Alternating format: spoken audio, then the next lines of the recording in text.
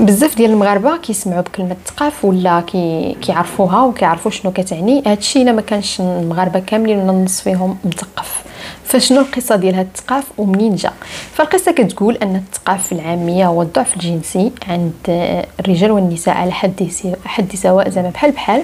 كون شي واحد هو اللي داير لهم هاد الثقاف، يعني زعما اما حسدهم ولا غير منهم ما بغاهمش يتزوجوا، ولا شي واحد كانت حالفه فيه شي وحده فكتقفو او كتخليه بلا زواج.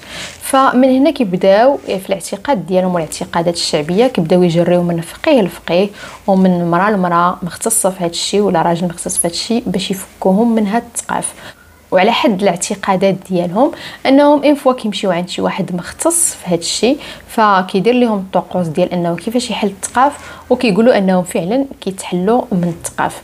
والثقاف كيكون حتى عند النساء، فاش هما كيمشيو عند النساء المختصات في هذا الشيء اللي كيسميو راسهم الحرقاسات، اللي هما كيديروا لهم حتى هما بدورهم واحد الطقوس كيحيدوا لهم هاد الثقاف. وهذا الشيء كامل في الاعتقاد ديالهم انه كاين وانه بصح كيتحيد. وانا كنظن انه هذا الشيء كيدار غير يعني نفسيا، كتعتقد وكتظن ان داك الشيء كاين، فصحيح كيخرج انه كاين. وعلميا وطبيا فالثقاف راه ما عنده حتى معنى وما كاينش.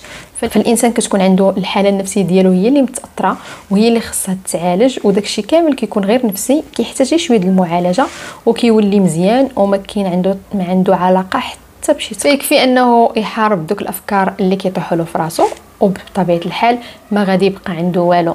فمؤخرا كلشي الناس ولا الدنيا ما مقاداش ليه، ولا ما لاقيش خدمه، ولا البنات ما تزوجوش، ولا ما صدقات لهم شي حاجه، فكيقولوا لهم راكم مثقفين، فكيبداو انهم يجريو من فقيه لفقيه باش يحيدوا الثقاف وكيخسروا فلوسهم على والو.